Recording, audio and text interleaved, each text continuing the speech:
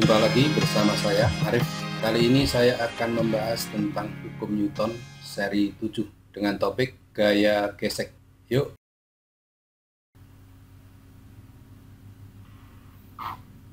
Gaya gesek.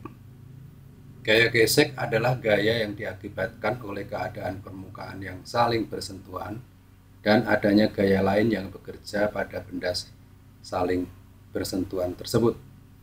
Gaya ini besarnya sebanding dengan gaya normal dan koefisien gesekan antara permukaan kedua benda, dan arahnya berlawanan dengan gaya yang menyebabkan benda bergesekan dengan permukaan benda lain. Besarnya koefisien gesekan antara kedua permukaan benda ditentukan oleh kekasaran dari masing-masing permukaan yang saling bersentuhan. Besarnya koefisien gesekan atau mu berkisar antara 0 dan 1, atau koefisien gesek lebih besar sama dengan 0 kurang dari sama dengan 1. Jadi permukaan semakin licin, koefisien gesekannya mendekati harga 0, sedangkan permukaan semakin kasar, koefisien gesekannya mendekati harga 1. Besarnya gaya gesek dinyatakan dengan F sama dengan mu kali N, ya, dengan keterangan F adalah gaya gesek, mu adalah koefisien gesekan, dan N gaya normal. Balok yang meluncur di atas bidang datar berhenti karena gaya gesek, ya, diberhenti karena gaya gesek.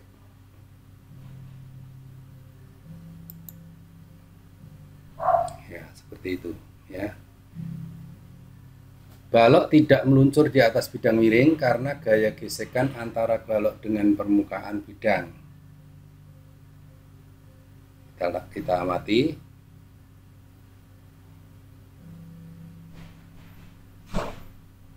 Ya.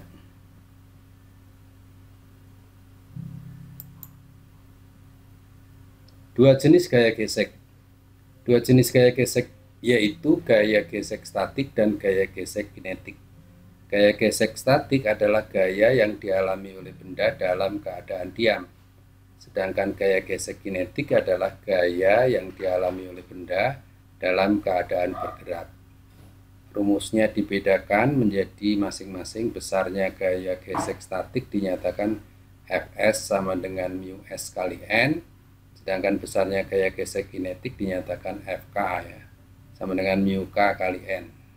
Jadi rumusnya sama, perbedaannya adalah mengenai koefisien geseknya. Lebih jauh tentang gaya gesek. Yang pertama, gaya gesek merupakan besaran vektor mempunyai nilai dan arah. Gaya gesek terjadi biasanya karena adanya gaya penyebabnya. Arah gaya gesek melawan penyebabnya atau selalu berlawanan. Nilai gaya gesek tidak pernah melebihi penyebabnya.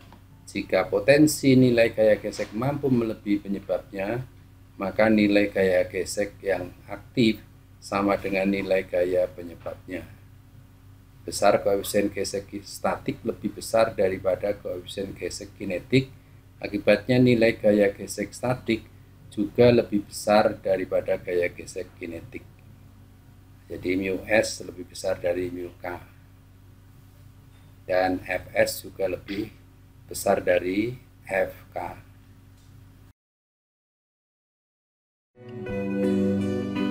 Sekian dari saya, sampai bertemu di seri berikutnya.